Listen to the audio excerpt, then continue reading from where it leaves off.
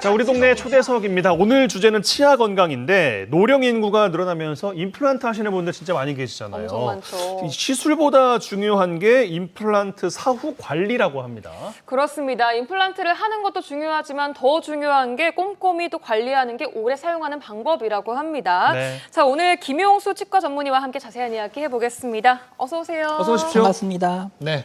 자, 치통 때문에 힘들었다가 오랫동안 또 임플란트 시술하느라고 또 힘들고 어쨌든 힘들게 임플란트를 하면 끝이겠지 이런 분들이 많이 계실 것 같은데 네, 맞습니다. 그런 게 또 아니라면서요? 관리를 잘해야 된다면서요? 네. 임플란트를 하는 과정 동안 고생도 하시고 시간도 많이 드셨기 때문에 네. 다 끝나시고 나면 아, 이제 끝이구나라고 생각하시기 쉽습니다. 네. 하지만 임플란트를 오래 쓰기 위해서는 이제부터 시작이시다라고 생각하셔야 됩니다. 아, 끝난 게 아니라 이제 시작이라고요? 네. 오. 임플란트는 정기 검진이 필수적이고요. 오래 쓰시기 위해서는 정기적으로 치과에 내원하셔서 검진을 받으셔야 됩니다. 관련된 합병증이 있다면 뭐가 있을까요? 임플란트가 성공적으로 완성된 이후에는 주로 임플란트 주변의 잇몸염증인 임플란트 점막염, 그리고 임플란트 주위염 등의 염증성 질환 등이 있고요. 그리고 기계적 문제라고 할 수 있는 임플란트와 그 부속물의 파절 등을 들 수 있습니다. 생각보다 그 이후에 생기는 질환들이 좀 다양한 것 같은데 임플란트 점막염부터 알아보겠습니다. 어떤 질환이에요? 과거에는 임플란트가 구조상 충치는 생기지 않는 구조이기 때문에 아, 오래 쓸 수 있겠구나라고 생각했었습니다. 네. 그런데 이 말은 반은 맞고 반은 틀리게 되는데요. 왜냐하면 임플란트 주변 잇몸에 염증이 흔하게 생기기 때문입니다. 잇몸 주변에요? 주변 네. 잇몸에. 네. 임플란트 점막염은 말 그대로 임플란트 주변의 점막, 즉 잇몸에 생기는 염증성 질환을 말하는 것입니다. 네. 임플란트 점막염은 대략적으로 한 30%에서 50%까지 발생하기도 하는데요. 그렇기 때문에 매우 흔하다고 말씀드릴 수 있습니다. 네. 어떤 증상이나 통증 같은 게 있을까요? 임플란트 점막염이 생기게 되면 잇몸이 붓거나 피가 나거나 혹은 둔한 불편감에서 통증까지도 발생하게 됩니다.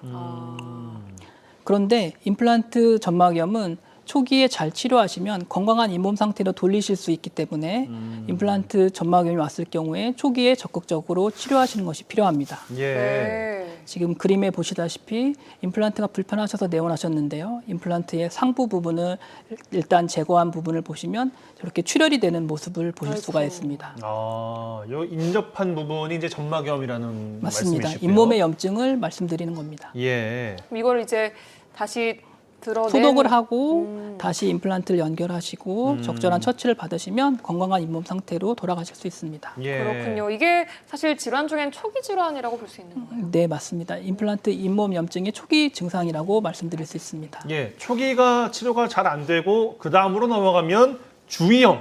이건 더 심각하다고 봐야 되겠죠? 앞선 것보다? 네, 맞습니다. 임플란트 점막염이 더 심각해지면 임플란트 주위염으로 진행될 수 있습니다. 네. 임플란트 주위염이란 임플란트 주변의 잇몸의 염증 상태가 지속되어서 임플란트의 잇몸뿐 아니라 더 깊숙이 있는 치조골까지 침범된 염증성 질환을 아이고. 임플란트 주위염이라고 합니다. 네. 임플란트 주위염은 대략적으로 한 20% 정도에서 발생된다고 알려져 있고요. 임플란트 주위염이 발생되게 되면 역시나 잇몸이 불편하고 붓고 피가 나고 고름도 나오고 또 통증도 발생할 수 있고 때때로 악취도 나기도 합니다. 네. 근데 뼈까지 상하게 합니까? 네, 임플란트 주위염이라는 것은 임플란트 뼈까지 침범된 것을 임플란트 주위염이라고 하는 것입니다. 아, 그럼 치료가 필수겠어요. 네, 임플란트 주위염이 일단 발생하게 되면 일반적인 양치질이나 구강위생 개선으로 좋아지지는 않고요. 치과에 내원하셔서 전문적인 치료를 받으셔야 됩니다. 관련된 사례를 좀 몇 가지 좀 봤으면 좋겠는데 사진을 좀 보겠습니다. 네, 이분은 임플란트 주변이 아프셔서 내원하신 분이신데요. 네. 과거에 치료하셨던 임플란트 주위염이 시작되려는 사진입니다. 네, 저 노란색 선은 뭐예요? 저 잇몸뼈의 높이를 말씀드리는 건데요. 어이고. 초기에 1차적으로 치료를 하시고 좋아지셔서 코로나 상황 때문에 3년 후에 내원하셨었는데 3년 동안 네. 병원 안 오셨어요. 네, 그래서 다시 한번 점검차 봤더니 엑스레이를 찍어봤더니 잇몸이 더 많이 손상된 모습을 보실 수가 어떡해요? 있습니다. 너무 많이 내려갔는데요. 그러니까요. 네. 그러면은- 미리미리 확인을 잘 하셔야 된다는 건데. 네, 그래서 정기 검진이 필수적이라고 말씀드릴 수 있습니다. 예. 정말로 점막염, 주위염 생기지 않도록 임플란트 이후에 꼼꼼히 관리하고 부지런히 관리하는 게 가장 또 중요한 것 같아요. 그렇네요. 예. 네, 무엇보다 꼼꼼한 관리가 필요합니다. 임플란트 주변의 잇몸 관리가 중요한데요. 양치질을 신경 써서 하고 또 치실이나 치관 칫솔을 꼭 추가적으로 사용해 주셔야 됩니다. 네. 특히 임플란트는 구조적으로 자연 치아보다 임플란트 주변에 음식물이 잘 낄 수밖에 없는 구조이기 때문에 이런 음식물이 끼어 있는 것들이 남아 있지 않도록 세심한 주의가 필요합니다. 네. 양치를 잘 하는 게 또 가장 중요한 방법이거든요. 네, 맞습니다. 뭐가 됐든 간에 이게 치과랑은 좀 잘 안 친해지고 싶은데 조금 뭐하다 하면 그냥 치과를 바로 방문하는 게 가장 좋은 방법인 것 같습니다. 맞아요. 근데 임플란트 치아가 깨지는 경우도 있다 그래요. 이 단단한데 깨지는 것은 왜 그럴까요? 네. 임플란트도 깨지는 경우가 발생할 수 있는데요. 그림에서 보시다시피 임플란트는 세 가지 구조로 되어 있습니다. 그 임플란트 뿌리 자체라고 하는 임플란트 부분, 가운데에 연결하는 지대주 부분, 그리고 치아를 씹는 크라운 부분, 이렇게 세 가지 부분으로 이루어져 있습니다. 네. 그래서 이 부분에서 과거에 특히 크라운 부분에서 파절이 잘 발생하게 되었었는데요. 네. 예전에는 이 크라운 부분을 도자기 혹은 포셀린이라고 하는 재질을 많이 사용했기 때문에 시간이 지나면서 파절되는 경우가 흔했습니다. 네. 하지만 요즘에는 지르코니아라는 재질을 많이 사용하기 때문에 과거에 비해서는 파절이 많이 줄어들었고요. 지대주 부분과 임플란트 자체의 파절도 일어날 수는 있습니다. 지금 저 사진 같은 경우에는 어디가 파절된 거예요? 지금 저 상태에서 오셨었는데 그 다음 사진을 보시게 되면 임플란트의 지대주 부분이 파절된 것을 보실 수 있습니다.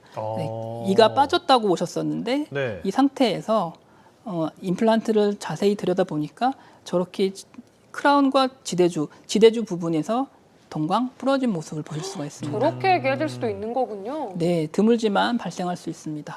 오, 저렇게 임플란트를 정말 시간과 돈을 들여 했는데 파절되면 너무너무 속상할 것 같은데 어떻게 해야 돼요? 다시 해야 되는 거죠? 치료를. 임플란트가 어느 부분이 파절됐는지에 따라서 네네. 치료 방법이 달라질 수가 있겠습니다. 저것은 이제 다시 파절된 부분을 교체하여서 완성해 드린 모습이고요. 그러니까 위에만 깨지면 위에만 교체하면 되고 네. 중간 지대주가 훼손이 되면 거기를 교체하면 되고 맞습니다. 밑에가 훼손되면 밑에를 또 바꾸면 되는 거고요. 네. 지금 사진에서 보시는 그림에서 보시는 경우에는 네. 임플란트 뿌리 자체가 파절되셔서 오신 분이십니다. 어. 이 경우에는 부득이 임플란트를 제거하고 다시 식립하셔야 되는 상황입니다. 그래요. 이렇게 임플란트가 파절되어서 머리 부분이 없어졌기 때문에 입안에서 봤을 때는 임플란트가 없는 것처럼 보입니다. 저기 안에 지금 임플란트가 심겨져 네. 있는 거예요? 네, 제거를 하기 아이고. 위해서는 잇몸을 열어서 제거를 해야 됩니다. 그럼 저거를 다 잇몸을 이렇게 수술인 거죠? 네, 그러면은? 국소 마취하기 때문에 그렇게 많이 아프시지는 않습니다. 너무 걱정 안 하셔도 됩니다. 그래서 너무 무서운 건 할 수 없네요. 어쩔 수 없어요. 네, 임플란트를 제거한 모습입니다. 네. 관리에 있어서 또 강조하고 싶은 말씀도 있다고 들었거든요. 네, 임플란트 관리에 있어서 강조하고 싶은 점은 특히나 이런 파절 부분에 있어서는 네. 저희가 항상 환자분들께 말씀을 드리는데 임플란트는 아까 말씀드렸다시피 나사로 연결되어 있는 부분이 있기 때문에 네. 쓰시다 보면 나사가 풀리는 경우가 있습니다. 헐거워지는 경우들이. 네, 여기 이 모형을 보시면 아시다시피 네. 나사가 풀린 경우에는 임플란트가 흔들리게 느끼시게 됩니다. 그러네요. 네. 이렇게 흔들리게 되는 경우에 그것을 잘 알지 못하시고 계속 식사를 하시게 되면은 임플란트를 연결하는 이 나사 부분이 부러지거나 더 심해지게 되면 임플란트가 파절되기도 합니다. 흔들림이 그럼 좀 느껴질 때 얼른 네, 병원에 치과에 가야 되는 내원하시는 거죠? 것이 필요합니다. 예. 어, 관리를 꼼꼼하게 엄청 잘 했어요. 말씀하신 거 잘 해서 뭐 조금 불편하면 치과 가서 바로바로 조치를 받고 그러면 얼마나 쓸 수가 있는 거예요? 임플란트 초창기에는 과거에 반영구적이라는 말도 사용을 했었는데 반영구가 되게 애매한 말이잖아요. 네. 그래서 요즘에는 아마 그런 말씀을 잘 못 들으셨을 거예요. 실제로 이제 임플란트를 오랫동안 적용해 보니까 그것보다 수명이 짧기 때문인데요. 그래요, 생각보다.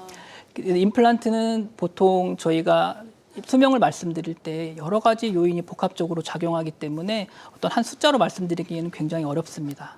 하지만 건강한 환자분에서 튼튼한 잇몸에 임플란트를 시술했을 경우 저희가 10년 정도를 목표로 시술하고 있습니다. 생각보다는 좀 안 긴 것 같아요. 10년이면은. 반영구가 그렇죠. 10년이라고 하면 너무 배신감 느끼는 그러니까요. 기간 그래서 아닐까요? 요즘에는 반영구라는 말을 많이 쓰지 않죠. 그렇군요. 그래서 관리를 어떻게 하시는지에 따라서 10년을 훨씬 넘게 쓰시는 분도 계시고 10년을 또 못 쓰시는 분도 10년을 계시고. 훨씬 못 쓰시는 분도 계십니다. 예. 그렇군요. 자, 이 임플란트 듣기로는 임플란트를 활용한 틀니, 임플란트 틀니도 있다고 하는데 이건 뭐예요? 네, 기존의 전통적인 틀니를 쓰시는 분들 중에서 자꾸 잘 빠지거나 아파서 적응 힘드신 분들을 도와드리기 위해서 개발된 것인데요. 네. 임플란트를 한 2개나 4개 정도를 심어서 네. 이것을 단추나 자석 등으로 연결을 하여서 틀니를 좀 더 편하게 활용할 수 있도록 하는 치료 방법입니다. 그러면 틀니를 조금 입에 고정을 잘 시키게 도와주게 임플란트가 도와주는 그런 역할을 한다는 거예요? 네, 맞습니다. 그래서 우와. 보철물 자체는 틀니와 크게 차이는 없는데 네. 임플란트가 잡아주기 때문에 좀 더 덜 흔들거리고 빠질 빠질 위험이 위험도 조금 훨씬 적어지고. 줄어들게 됩니다. 그렇군요. 전체 틀니라기보다는 어찌 보면 부분 틀니라고 생각하는 게 맞아요, 그러면? 방금 말씀드린 거는 전체 틀니를 사용했을 때 그때 임플란트 도움을 받는 경우를 말씀드리는 거고요. 네. 부분 틀니를 했을 때에도 임플란트 도움을 받는 경우가 있는데 한쪽 치아가 많이 남아 있고 반대쪽 치아가 없는 경우에 부분 틀니를 했을 때에도 이쪽 치아가 없는 쪽에 임플란트를 2개 정도 혹은 3개 정도 심어서 치아를 더 개수를 늘린 다음에 부분 틀니를 하시면 좀 더 튼튼한 부분 틀니가 될 수 있습니다. 안정감이 있게. 네, 맞습니다.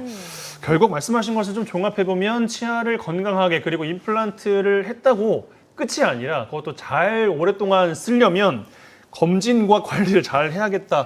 요 정도로 좀 우리가 종합해 볼 수 있겠습니다. 네, 맞습니다. 치과를 너무 어려워하지 마시고 이제 좀 치과랑 친해지시기를 좀 부탁드리고 싶어요. 아무리 말씀하셔도 어려워요. 그냥 구강병이든 임플란트든 정기적인 검진을 꾸준히 받으셔야 초기에 치료하시고 또 합병증을 미리 예방하실 수 있습니다. 네. 임플란트 관리는 특히 어떻게 하시는지 올바른 방법을 하시는 게 특히 중요하시거든요. 그래서 올바른 입술질, 치간 칫솔의 사용 이런 것들을 잘 배우셔서 활용하셔야 됩니다. 네. 특히 치과에서는 이런 방법을 잘 알려드리는데요. 막상 잘 하시는지 여쭤보시면 좀 어려워하시는 경우도 많거든요.